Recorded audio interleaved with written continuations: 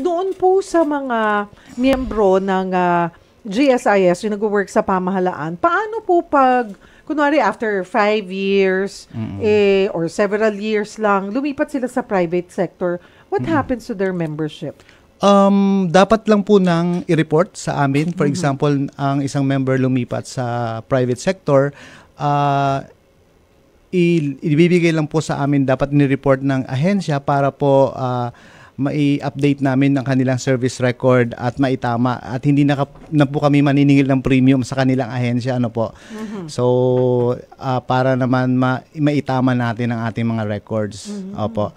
So sa kasalukuyan, ang kailangan lang po natin ay mayroong 15 years dapat na total length of service para tayo ay at the age of 60, for example, ang isang member ay makapag-pension balang araw. Ayun. So basta, okay, kunwari yung 15th year niya, umalis na siya sa pamahalaan, pero nakakompleto siya ng 50 years, pero hindi pa naman siya retirado, hindi pa niya makukuha. Hindi pa niya makukuha at the age of 60 po. 60 so separation benefit yung tawag doon. Just for example, hindi pa siya age of 60. For example, hindi siya nakaabot ng 15 years po sa serbisyo.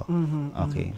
Ang GSIS po ba, kasi kaming mga nasa private sector, pag ako may nakakausap akong mga magre-retiro na sa pamahalaan, pag sinabi na sa akin, 30 years sa service or 15 or 20 years, naku, nakakaingit kasi ang maririnig mo, excited sila dun sa makukuha nilang pensyon. Ang private sector, hindi pwedeng mag-GSIS member. Hindi po. Pero ang GSIS member po ba, or yung nagkawani ng pamahalaan, pwede pa rin silang mag-SSS? Meron pong mga scenarios na gano'n. Pwede yun? Pwede po yun. Na-allow? Opo, na-allow. For example, previously, meron silang SSS.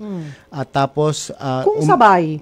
Pwede naman po, basta... parang voluntary member. Yes, meron pong ganong case. Halimbawa, merong miyembro sila ng SSS, at the same time nagtatrabaho po sila ngayon, nakakompleto sila ng serbisyo doon sa SSS, tapos meron din silang 15 years sa gobyerno. So at the age of 60, magkaka-pension sila both sa SSS at sa GSIS po. Paano po ba ang membership sa GSIS? Ang membership sa GSIS, binabase po namin yon sa record na natatanggap namin sa ahensya. Nagpapadala po ang ahensya ng mga importanteng record katulad ng service record, appointment ng ating mga members, and then with that basis po, ina-update namin, nag-create po kami ng kanilang tinatawag naming member service profile, at doon ay inire-record namin ang lahat ng serbisyo na pinagserbisyuhan ng ating mga members sa pamahalaan. So, yung pong services na yon ay may karampatang compulsory premiums na aming sinisingil o binibill sa mga ahensya. So, currently, yung 21%, ang portion po ng government doon na binabayad ng ahensya ay 12% out of 21%, at sinushoulder naman yung 9% ng mga members na kinakaltas po sa kanilang mga sweldo buwan-buwan po.